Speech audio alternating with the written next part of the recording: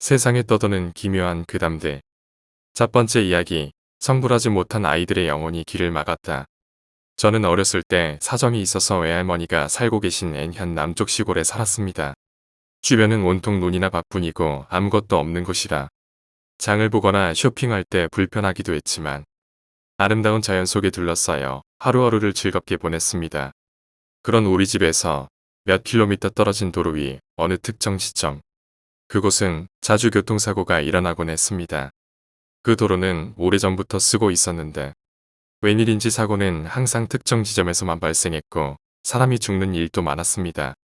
도로 자체는 완만하고 잘 정비돼 있는데 왜 거기에서만 사고가 나는 건지 의아했습니다. 당시 사고를 낸 사람에 따르면 갑자기 손을 맞잡은 어린아이가 5명 정도 나타나 길을 막았고 그걸 피하려다 사고가 나고 말았다는 겁니다.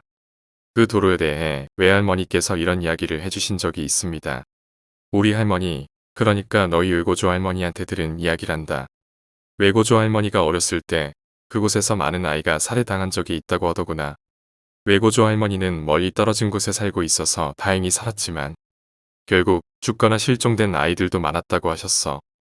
범인이 누구인지 밝혀지지도 않아서 어쩌면 원한을 품은 아이들이 아직도 범인을 찾고 있는지도 모르겠구나. 저는 이야기를 듣자마자 너무 무서워 벌벌 떨었고 이를 지켜보던 어머니가 외할머니에게 그럼 무서운 얘기 하지 마 라고 한마디 했습니다. 하지만 외할머니는 이야기를 멈추지 않았습니다. 알겠니? 나중에 커서 차를 몰고 그 도로를 지날 때 만약 아이들이 길을 막고 있으면 절대 차를 멈추면 안 된다. 그냥 지나가면 된다. 항상 명심해 두거라. 그렇게 외할머니는 이야기를 마쳤습니다. 그날부터 시골에 사는 것이 무서워졌지만 때마침 외할머니 댁에서 오사카로 이사하게 되었습니다. 그 후 완전히 도시 생활에 익숙해져 외할머니와 함께 시골에서 살았던 기억은 점점 희미해졌습니다. 그리고 저는 30대가 되었고 결혼해서 2아이를 얻었습니다. 아이들이 크자 시골 강이나 산에서 놀고 싶다고 조르길래 여름 방학에 외할머니 댁을 오랜만에 방문하기로 했습니다. 외할머니 댁에 가는 건 어렸을 때 이후로 처음이었습니다. 외할머니는 나이가 드셨지만 여전히 건강하셨고 증손자가 자고 가는 것을 기대하고 계셨습니다. 일이 밤늦게 끝난 늦지막이 출발해서 오사카에서 고속도로를 지나 N현 시골 마을에 도착했습니다. 주변은 벌써 어두컴컴했습니다. 헤드라이트에 의지해 길을 잘못 들지 않도록 조심스럽게 운전하다 보니 어린 시절 낯익은 풍경이 서서히 보이기 시작했습니다.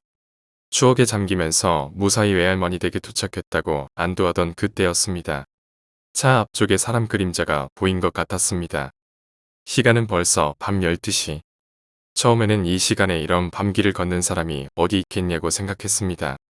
하지만 가까워질수록 사람 모습이 뚜렷해졌습니다. 자세히 보니 기모노를 입은 4, 5살 정도 아이들이 손을 맞잡고 길을 막듯 일렬로 늘어서 있었습니다. 안에는 누가 있어?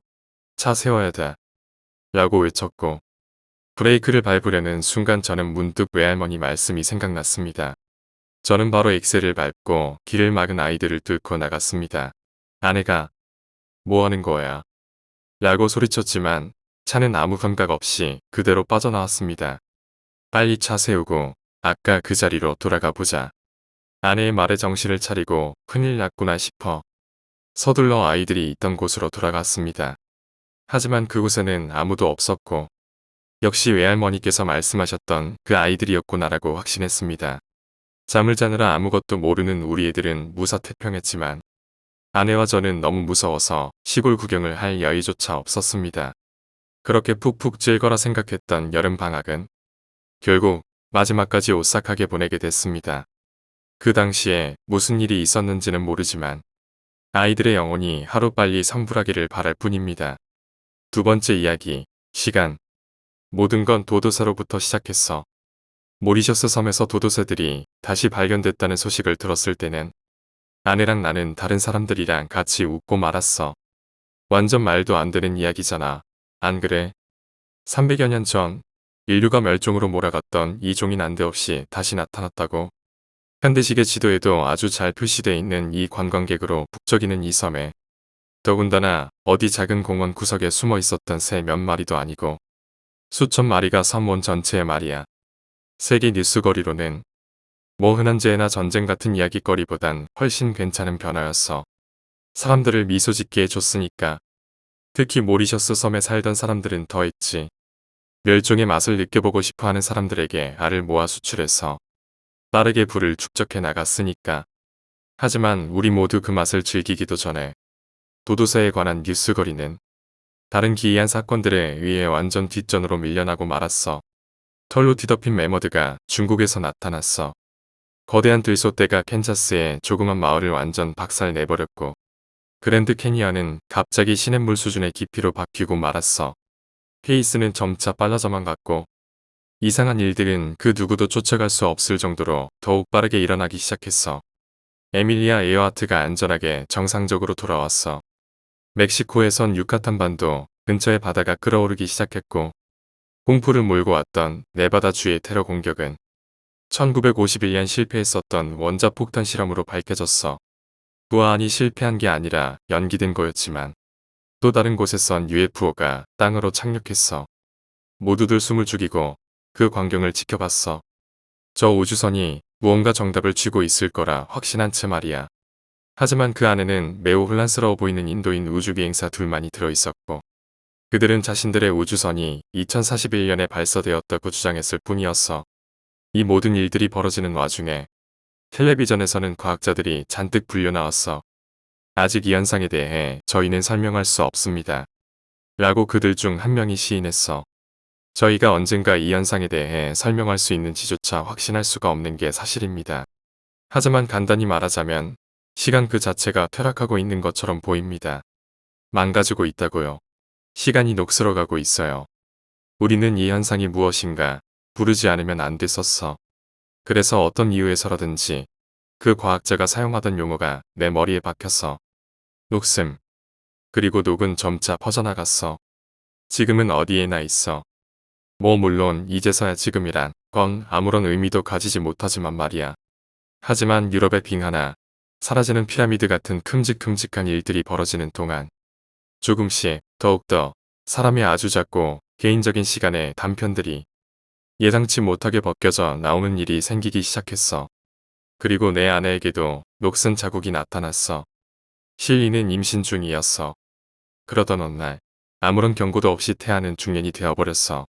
그리고 너도 상상할 수 있다시피 두 성인의 육체가 한 곳에 있다는 건 둘 다 살아남지 못한다는 걸 의미해. 그 일이 있고 난 후 난 아무것도 신경 쓰지 않았어. 난 생각했어. 시간이 미쳐 돌아간다면 나 또한 그럴 거라고. 의사가 나에게서 작은 녹슨 부분을 찾아냈을 때에도 난 심지어 웃었어. 그래, 마치 내가 도도새를 보고 웃었던 것처럼 말이야. 뭐 그렇게 나쁜 건 아냐. 진짜 별거 아니래도. 사실 원래라면 엄청 오래 살았었겠구나란 걸 알게 돼서 좋았어. 하지만 가끔 말이야.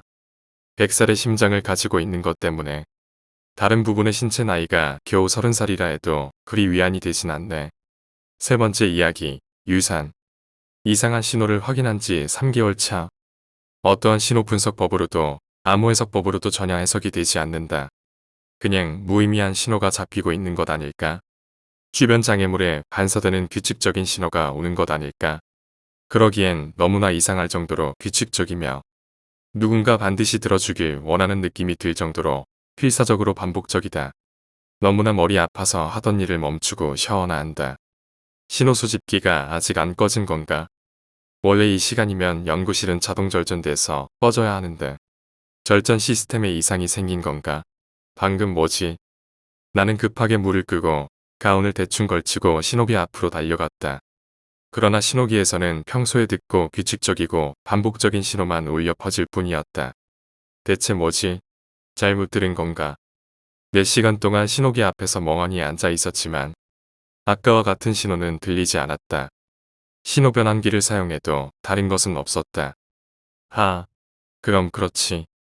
나는 몇 시간 동안 신호에 집중한 탓에 마르던 목을 물컵에 물을 들이켜면서 추겼고 지쳤는지 잠이 들었다. 잠에 든 지 얼마 지나지 않아 이상한 꿈을 꾸었다. 나는 마치 미래의 도시 같은 곳을 걷고 있었고 나와 같은 인간이지만 뭔가 이질적인 사람들이 이상한 소리를 내며 나를 쳐다보고 있었다. 그 소리는 지지직거리는 뭔가 익숙한 소리였다. 사람들은 일제히 손가락으로 나를 가리키고 있었고 나는 놀란 나머지 움찔했고 차가운 뭔가가 내 손에 닿으며 바닥으로 흘러내리고 있었다. 내 손에는 물컵이 있었다. 그리고 바닥에 물이 첨벙거리며 익숙한 말소리가 들렸다.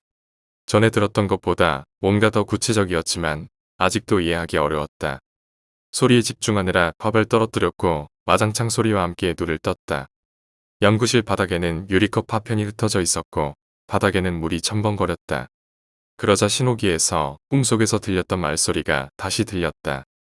움직이던 발을 멈추자 첨벙 소리도 멈췄고 신호기에서도 말소리는 더 이상 안 나고 지지직거릴 뿐이었다. 설마 물. 나는 뭔가에 씌인 듯 수도꼭지로 달려가서 물을 틀었고 신호기를 거칠게 잡아당겨 수도꼭지에 가까이 있다. 그러자 콸콸콸 물이 쏟아지는 시끄러운 소리 속에서도 믿을 수 없는 메시지가 들리기 시작했다. 치즈구리는 실패했다. 치지지. 그러나 너희는 다르다. 깨끗한 물을 최대한 확보하라. 그리고 어떠한 미생물도 침투할 수 없도록 밀폐해라. 또한 다음과 같은 화합물을 만들어라. 그때 예약했던 아침 뉴스가 TV에서 평소처럼 자동으로 켜지며 나오는 소식에 나는 식은땀을 흘리며 빠르게 화합물 레시피를 받아 적었다. 최근 중국 황허강에서 이상한 현상이 일어나고 있습니다. 평소에도 수질오염으로 심각한 것으로 알려져 있는데 지금은 상황이 아예 다르다고 합니다. 황허 강물이 석화된 것처럼 딱딱하게 굳은 것뿐만 아니라 주변 생물들과 심지어 사람들도 석화된 채로 발견된 겁니다. 생화학적인 요인으로 보여 연구진들이 조사에 나서고 있으며 감염성으로 생각보다 위험한 상황인 것으로 신호기에서는 레시피가 끝나자마자 이러한 메시지가 흘러나왔다. 이것은 인류의 마지막 유산이다. 왜냐하면 우리는 시간 싸움에 실패하였고 너무나 많은 생물이 죽어 생태계 회복 불능 상태이다. 그렇다. 이것은 우리 인류의 마지막 유산이다. 하지만 너희는 다르다. 기회가 있다. 생명의 인류의 가장 위대한 유산을 꼭 지켜주기. 물소리를 들을 수 있는 그곳에는 아직 희망이 있으리라. 네 번째 이야기, 선택. 난 벤치에 앉아 거리를 바라보고 있었어. 눈앞이 흐려져. 다시 집중해서 바라보니까 무언가 잘못되었던 걸 깨달았어. 시간이 멈췄어. 아무것도 움직이질 않아. 하지만 그때 세미 트럭 아래에 처박혀 갈갈이 찢긴 내 몸의 시선이 끌렸어. 그러는 도중 왼쪽에서 무언가 움직이는 소리를 들었어. 까만 머리에 검정 가죽옷을 빼입은 10대 아이가 날 바라보고 있었어. 트럭에 치이다니. 안 됐네, 형씨. 난 누구야? 난 겨우 정신을 차릴 수 있었어. 그 아이는 날 바라보며 눈썹을 올렸어. 알아맞혀봐. 죽음. 난 대답했어. 그러자 그 애는 눈 한쪽을 찡긋했어. 잘했어. 한 번에 맞췄네. 보통 사람들이 맞추는데 몇 번 틀리거나 하거든. 신이라든지 악마라든지 뭐 그런 거 등등. 그리고 그 아이는 자리에서 일어났어. 뭐 어쨌든 갈 시간이라고. 자, 잠깐만. 그 애는 날 이상하다듯이 쳐다봤어. 난 아직 죽을 때가 아니야. 난 아직 젊다고. 난 가족이 있단 말이야. 그러자 그 앤 비꼬는 듯이 말했어. 아저씨, 지금 이 상황에서 벗어날 방법이 딱 하나뿐인데 썩 보기 좋은 모습이 아니야. 뭐라고? 뭐든지 할게. 난 빌었어. 그 애는 한숨을 내쉬었어. 두 명의 이름을 대봐. 너 대신 죽을 사람들 말이야. 하지만 말이야, 내가 정말로 사랑하는 사람들만 여기 카운트된다. 뭐, 왜? 미안, 그게 여기 법이야. 죽음이란 건 결국 빚이랑 다른 게 없어. 어떤 방법으로든지 지불해야 된다고. 대부분은 그냥 자기가 죽고 말아. 정신이 핑핑 돌기 시작했어. 내가 이름을 생각해낼 때마다 그 애는 고개를 내저었어. 내 아내와 딸을 생각하기 전까지 말이야. 롤이랑 사만다라고. 진짜. 자기 목숨 살리겠다고 둘을 죽게 내버려 둘 거라고. 난 고개를 끄덕였어. 확실히 말이야. 나도 알아, 내가 겁쟁이 라는 건 잘 알고 있지만 지금은 그런 거 신경 안 써. 난 너무 무섭단 말이야. 그래. 끝내자고. 넌 존나 개쓰레기 자식이야. 난 울음을 터뜨릴 수밖에 없었어. 아, 한 가지 더. 난 눈물이 맺힌 채로 그 애를 올려다봤어. 넌 나와 했던 대화를 기억하지 못할 거야. 갑자기 무언가가 뒤에서 확 잡아당기는 느낌을 받았어. 트럭은 내가 나가려던 앞을 휙 하고 바로 지나갔어. 조심해요, 아저씨. 검정 머리의 10대 아이는 날 놓아주면서 그렇게 말했어. 누군가 다칠 수도 있었으니까요. 난 쿵쾅거리는 심장을 가라앉히며 고개를 끄덕였어. 숨을 내쉬면서 눈을 감으면서 생각했어. 정말 큰일 날 뻔했어. 다시 걷기 시작하려던 그때 내 핸드폰이 울렸어. 살아있다는 거에 감사해하며 미소를 지은 채 전화를 받았어. 피터슨 씨, 전 쿠퍼 경이라고 합니다. 죄송하지만 전해드려야 할 안 좋은 소식이 있습니다. 5번째 이야기, 바이러스. 어느 날, 몇 년 주기로 퍼지는 자잘한 바이러스들을 압도하는 바이러스가 등장했다. 굳이 코로나19를 떠올릴 필요는 없다. 이 바이러스는 단순히 사람을 감염시키고 죽이는 바이러스가 아니니까. 경기도 충원시를 중심으로 70대 이상의 노인들이 갑작스럽게 쓰러지는 일들이 발생하고 있습니다. 아직 보건당국의 발표는 나오지 않았으며 충원시장은 바이러스의 영향일 가능성이 크다고 밝혔습니다. 뉴스를 통해 소식이 전해지자 사람들은 곧바로 공포에 휩싸였다. 그것은 몇 년 전에 있었던 코로나 바이러스 사태와 그로부터 비롯된 경제 위기 때문이었다.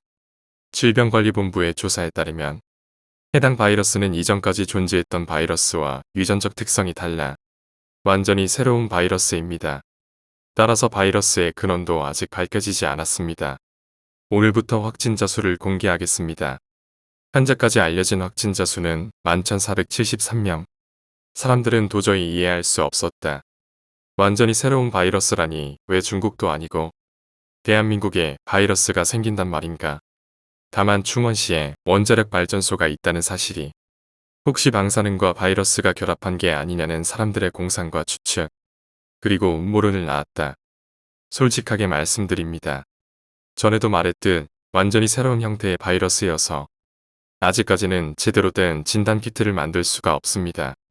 현 시점에서는 증상만으로 바이러스를 파악하고 있습니다.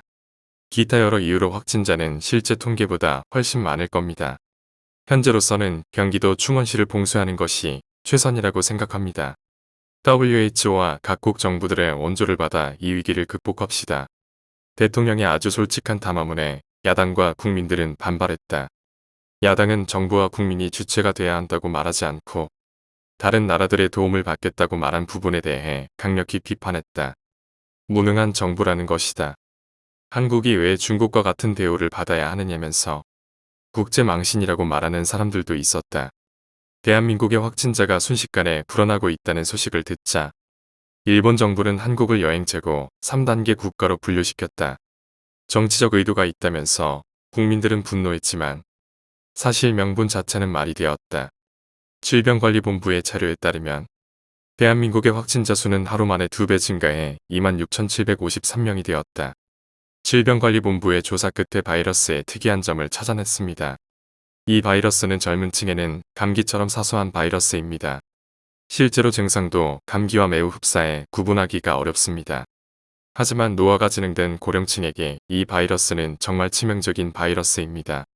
현재 60대 이상의 모든 바이러스 확진자가 사망했습니다. 치사율이 100%라는 거죠. 일반적인 바이러스는 치사율이 높으면 감염성이 낮고 치사율이 낮으면 감염성이 높다. 하지만 이 바이러스는 연령에 따른 차이 때문에 치사율과 감염성 둘 다 높은 바이러스였다. 이동생활이 잦은 젊은 층들은 노령층들의 바이러스를 퍼뜨려댔고 그렇게 노령층들은 죽어나갔다. 덕분에 세대 갈등은 끊이질 않았다. 이 일이 봉쇄된 충원시에서만 일어나고 있다는 게 그나마 다행일 지경이었다. 이 바이러스는 중국에서 온 것일 가능성이 있습니다. 충원시가 중국인 관광객이 많은 도시로 유명하다는 사실을 고려해 보십시오. 한국인이라는 이유로 혐오 범죄의 대상이 되는 경우가 많아졌다. 그런데 이상하게도 혐오, 범죄 자체를 비난하는 사람들보다 부끄러워하는 사람들이 더 많았다. 본래 혐오 범죄의 대상은 중국인이 아니었던가. 이런 니즈를 파악한 유튜버들은 화난 목소리로 음모론을 제시했다. 일루미나티, 혹은 중국, 혹은 트럼프를 운운하면서 혹시 한국인들이 똑똑해서 바이러스도 똑똑한 게 아닐까? 만우절 장난임. 괜히 만우절이라고 욕먹으려는 연예인도 있었다. 충원시 인구 중 23.4%가 감염되었습니다. 국민들을 버리지 마십시오. 지금 당장 미 감염자분들이라도 대피시키세요. 지금 장례식도 못 치르고 있어요. 국회의원들은 정부에게 질타를 쏟아냈다. 역설적이게도 확진자 수가 기하급수적으로 늘수록 그들의 지지율도 늘어났다. 미국은 한국의 대응과 봉쇄된 충원시를 고려해서 여행 경고만 하기로 했다. 중국은 한국에 마스크를 지원해 주겠다고 했다. 물론 품질이 그다지 좋지는 않았다. 국민들의 입을 빌려 국회는 정부에게 충원시의 시민들을 대피시키라고 요구했다. 정부는 지지율이 떨어지는 것을 만회하기 위해 알겠다고 답했다. 제대로 된 진단키트가 개발되면 또 대피할 장소가 충원되면 사람들을 대피시키겠다고 말했다. 확진자는 41만 8,453명, 사망자는 12만 4,379명. 바이러스의 근원을 정확히는 알 수 없으나 기존의 바이러스와는 달리 아마도 얕은 바다에 사는 물고기일 것으로 추정되고 있습니다. 이에 따라 정부에서는 충원시에서 생산된 모든 해산물을 정부는 중요한 걸 빠뜨렸다. 사람을 통제할 수는 있어도 물고기를 통제할 수는 없었다. 바이러스에 감염된 물고기들은 진작에 국민들의 입으로 들어가고 있었다. 물론 가공 과정에서의 기초적인 소독과 불로 조리하는 과정에서 바이러스가 죽을 수밖에 없었지만 딱 한 번이라도 제대로 되지 않았다면 만약 그렇다면 또 모르는 일이었다. 서울에서 첫 번째 확진자가 하루 만에 또 몇 배로 늘었습니다. 전국적으로 확진이 시작된 것입니다. 결국 한국은 바이러스를 막지 못했다. 한국의 잘못이라기보단 바이러스가 너무 강력한 탓이었다. 노인들은 죽어나갔고 젊은 층들만 살아남았다. 이 때문에 젊은 층들의 이기심이 노인들을 죽이고 있다는 사람들도 있었다. 물론 그 사람들이 젊지는 않았다. 클럽이니 술집이니 그냥 좀 가지 맙시다. 우리가 나중에 늙어서도 이렇게 된다면 납득하겠습니까? 고령층에서 인기가 많은 몇몇 연예인들은 앞장서서 캠페인을 주도했다. 하지만 젊은 층은 싸늘했다. 심지어는 매일 집안에 틀어박힌 사람들도 별 관심이 없었다. 고령화가 심각해지는 비자연적 상황에서 자연이 개입한 거지 뭐. 국민연금도 못 받는데 노인 줄어드는 게 더 이득 아님. 그렇게 세대 갈등 속에서 1년이 지나자 수백만 명의 사람들이, 그러니까 노인들이 죽었다. 남은 사람들 입장에서 바이러스는 이제 일상적인 감기처럼 익숙해졌다. 치료할 수도 없고 할 필요도 없는 감기. 정부 역시 봉쇄니 뭐니 더 이상은 통제 정책을 들먹이지 않았다. 기본적으로 봉쇄는 중국식 해결법이었다. 그러므로 더 이상 돌이킬 수 없다는 걸 깨달았을 때 그냥 손을 놓는 것이 더 편했다. 한편으론 고령층이 죽으면서 젊은 세대의 일자리가 늘어났고 정부는 국민연금과 보건 지출을 획기적으로 줄이게 되었다. 바이러스가 나라에 큰 도움이 됐다는 주장도 있었다. 하지만 모두 우울했다. 모두가 자신의 가족을 잃었다. 삶의 의지가 무너졌고 허무해졌다. 사람들은 정치인들에게 외쳤다. 이제 어떻게 할 계획입니까? 하지만 대답 대신 이런 소식이 들려왔다. 국회와 청와대에서 확진자가 발생했다고 합니다. 하지만 정부 측에서는 아무런 입장도 표명하지 않았습니다. 거리에 군인들이 나와 있을 뿐입니다. 군인들은 시위 진압을 포기했다. 그들도 시위에 동참했다. 모두가 촛불을 들고 외쳤다. 말 좀 해보세요. 하지만 청와대와 국회는 조용했다. 사람들은 자신들의 말을 무시하는 정치인들에게 달려갔다. 청와대와 국회 앞에 수십만 명의 인파가 몰렸다. 이제 어떻게 할 겁니까? 왜 침묵합니까? 국민들의 외침에도 청와대와 국회 안은 조용했다. 결국 사람들은 군대의 힘을 빌려 강제로 청와대와 국회 안으로 들어가기로 했다. 물론 말리는 노인은 없었다. 모든 국민이 청와대와 국회가 뭘 하고 있는지 궁금해했다. 그렇게 잠겨있던 청와대와 국회의 문이 열렸다. 하지만 청와대와 국회에서는 아무 소리도 들려오지 않았다. 노인들에게만 치명적인 바이러스가 쓸고 간 청와대와 국회에 생존자는 없었다. 애당초 한국에는 젊은 정치인이 없었다. 여섯 번째 이야기, 피사찰. 어느 휴양지, 그곳에서 오래전부터 영업해온 칵테일 바. 위스키 온더록스를 시켜 마시며 현상화 사진들을 머릿속으로 정리하고 있던 도중 테이블을 가볍게 두드리는 소리에 고개를 든다. 안녕. 황혼처럼 붉은 머리가 인상적인 여성이었다. 취기에 살짝 붉어진 피부와 얼굴에 옅게 뿌려진 주근깨, 감남석을 떠올리게 만드는 초록색 눈동자, 붉게 칠한 입술이 벌어지고 새하얗게 반짝이는 이가 매혹적인 사람이었다. 외모보다는 퇴폐적인 매력이 돋보이는. 무슨 일이시죠? 그냥 다들 신나서 술 마시는데 혼자 오래 자살이라도 할 것 같은 분위기 같길래 자살할 생각은 없어요. 지갑도 비어 있어서 오늘은 사양하고 싶네요. 퍽이나 무례한 이유에 나 역시 무례하게 대답하자 여자는 가볍게 눈살을 찌푸렸다. 정말로 기분이 상했다기보다는 놀리는 의미로. 내가 싸구려 창녀처럼 보여? 조금은. 실례되는 말을 아무렇지 않게 하네. 뭐하는 사람이야? 쓰레기. 사진작가요. 실례는 그쪽이 먼저 저질렀는거려. 보기보다 속이 좁네. 생긴 건 딴판인데. 무슨 사진을 찍는데? 잔잔히 내려앉는 어둠과 이제는 희미해지는 볕의 사이가 만들어내는 화려한 아름다움. 짙게 깔리는 남색과 이제는 마지막 바닥에 가까운 태양의 분홍빛이 만드는 가장 다채로운 팔리트. 그 황홀한 색감, 하루가 주는 찰나의 몽환에 나는 그곳의 마음을 빼앗긴 사람이었다. 매직아워. 그게 뭔데? 일몰이나 일출 때 예쁜 풍경이여. 재미없네. 그녀는 웃으며 자세를 고쳐 앉았다. 다리를 꼬며 짧은 치마 아래로 드러내는 각선미에는 의도성이 다분했다. 그녀는 살짝 흘러내린 머리칼을 귀 뒤로 넘기며 턱을 괴며 삐뚤음한 미소를 지었다. 더 아름다운 걸 찍어봐. 예를 들면 나. 일말의 망설임도 없는 태도에 삐져나오려는 헛웃음을 삼키며 위스키를 마셨다. 오히려 저 뻔뻔한 태도가 오히려 흥미를 돋아 그녀를 바라보았다. 문득 빈약한 지갑 사정에도 불구하고 그녀와의 밤을 보내기 위해서는 기꺼이 지불할 용의가 생기는 걸 느꼈다. 에반. 제 이름이에요. 그쪽은. 메가라. 특이한 이름이 잘 어울리는 외모라 생각했다. 우리는 술과 분위기가 만드는 그 순간에서 꽤 다양한 이야기를 나눴다. 처음에는 주로 메가라가 질문을 던졌고 나는 그녀의 질문에 대답을 하는 형식이었지만 나중에는 메가라의 이야기를 듣는 방향으로 변했다. 메가라는 알면 알수록 흥미로운 사람이었다. 홀로 여행을 떠난 젊은 여자. 의지와 생명력이 넘치는 사람이라는 걸 알 수 있었다.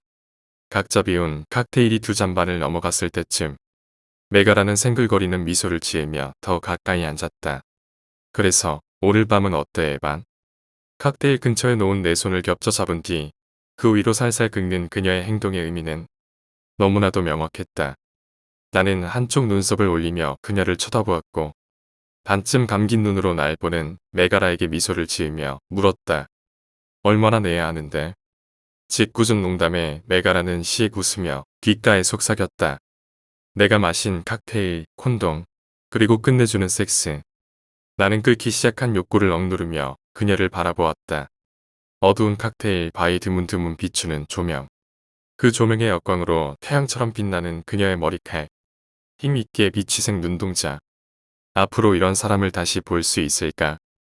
내 인생에서 단 한 번 볼 수 있을 찰나의 사람이라는 걸 알아차렸고 나는 찰나를 영원으로 남기는 걸 업으로 삼고 있는 사람이었기에 운이 좋게도 언제 카메라 셔터를 내려야 할지를 너무도 잘 알았다.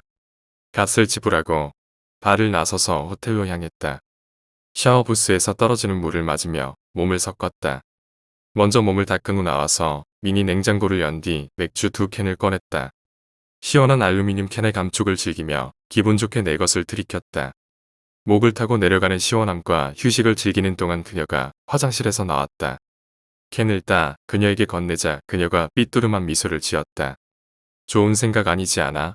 침대에서 뒹굴다가 실례라도 하면 어쩌려고. 나쁘지 않을 수도 있어. 내가 웃으며 그녀의 손에 맥주를 쥐어주자 여의 얼굴에 의외라는 듯 미소가 걸린다. 그런 취향이야? 아직 놀라기엔 이를걸. 그렇게 말하며 맥주를 반쯤 비운 그녀를 끌어안으며 강제로 눕혔다. 맥주가 바닥을 구르며 카펫을 축축이 적셨지만 아랑곳하지 않는다. 푹신한 침대 위에서 몸을 밀착시킨 뒤 천천히 샤워가운에 허리띠를 풀자 그녀의 손 역시 내 샤워가운의 틈을 비집고 들어와 가슴을 만졌다. 아직 물기가 남은 메가라의 머리칼을 쓸어 넘기며 이마, 콧전 등 입술을 지나 가슴과 늑골, 그리고 잠시 배 위에서 멈춘 뒤 잠시 눈을 마주쳤다가 격정적으로 두 번째 사랑을 나눴다. 다시 휴식을 가졌다가 침대에서 일어나서 옷장으로 향했다. 그 안에서 밧줄을 꺼내 돌아서자 메가라의 눈에 이체가 서린다. 놀라움, 흥미, 그리고 욕정. 사실 싸구려를 원했던 거 아니야. 변변찮은 지갑이 버틸 정도로만. 내가 받아치자 그녀의 시선이 밧줄에서 나에게로 향한다. 꽤 지저분한 취향이 있는 남자였네. 싫어. 싫다면 하지는 않을게. 내 말에 짐짓 고민하던 메가라는 세이프워드는 매직아워야. 그렇게 말하며 음흉한 미소를 짓는 그녀의 말에 나 역시 웃음을 터뜨릴 수밖에 없었다. 매력있고 재치 있는 사람, 사랑하지 않을 수가 없었다. 그녀를 찍고 싶다는 생각이 오늘 나의 선택이 틀리지 않았음을 확인시켜 주었다. 의자에 앉혀 목과 칼 의자 뒤로 향하게 한 손목과 다리를 꼼꼼히 묶은 뒤 주변을 정리하고 그녀의 눈을 가리고 마지막 준비를 좀 더 마친다. 가만히 무력하게 묶여있는 그녀의 뒷모습을 보자 피가 몰리는 것이 느껴졌다. 그녀의 뒤로 다가가 한 손으로 턱을 쓸어내리고 한 손으론 그녀의 귀를 매만졌다. 귓바퀴와 홈을 따라 손가락으로 쓸어내리며 그녀의 체온과 숨결, 맥박을 즐긴다. 있잖아 메가라. 그녀의 귓가에 속삭이자 무언가 말하려는 듯 움직이는 그녀의 입술 틈으로 손가락을 집어넣는다. 질척이는 달고 뜨거운 체온이 손가락 너머로 느껴지고 혀의 까끌까끌한 감촉이 여실히 느껴졌다. 내가 왜 매직 아워를 찍는 줄 알아? 목소리를 낮게 이야기하자 그녀의 전신이 떨리며 고개가 미약하게 좌우로 움직인다. 손가락을 감싸던 혀가 조금 풀리는 것이 느껴진다. 매직 아워가 미치도록 아름답거든. 너도 한 번쯤은 봐서 알 거야. 어둠이 완전히 내려앉지도 해가 완전히 잠기지도 뜨지도 않은 시각. 그 황홀한 분홍빛과 남색의 자연스러운 그라데이션을 보고 매혹되지 않는 사람은 있을 수 없다. 어둠 속에서 다 녹아내려 꺼져가는 촛불의 마지막 바람.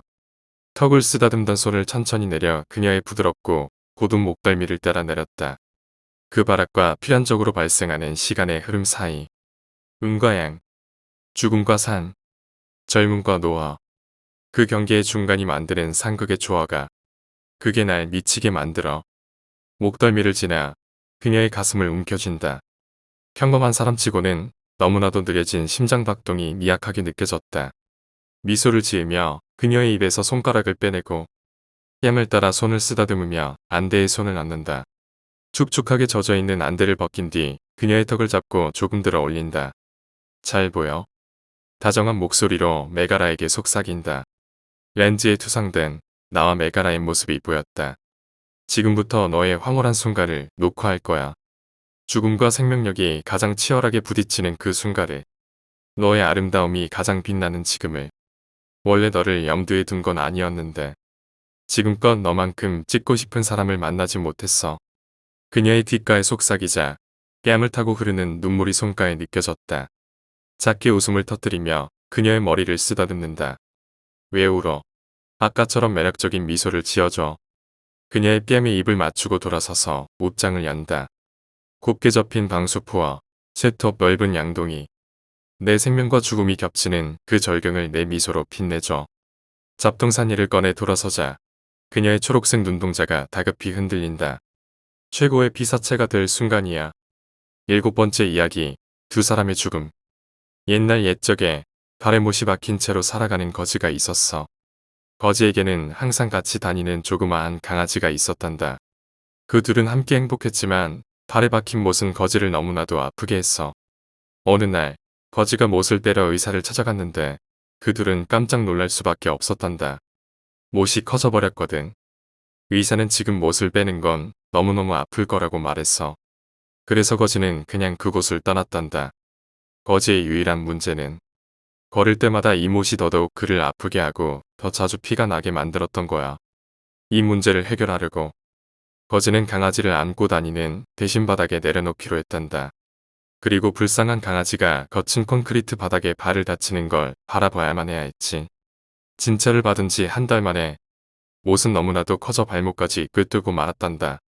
불쌍한 거지는 너무나도 큰 고통에 걷지도 못하고 발을 질질 끌며 걸어다닐 수밖에 없었어. 하지만 의사는 이미 못을 빼내기엔 너무 늦었다고 얘기했어. 강아지의 발도 바닥에 긁히고 피가 나 걷는데 너무 어려움이 컸단다. 이제 거지는 강아지를 안고 다녀야만 했어. 비록 그 무게가 거지에게 더 큰 고통을 안겨준다고 해도 말이야.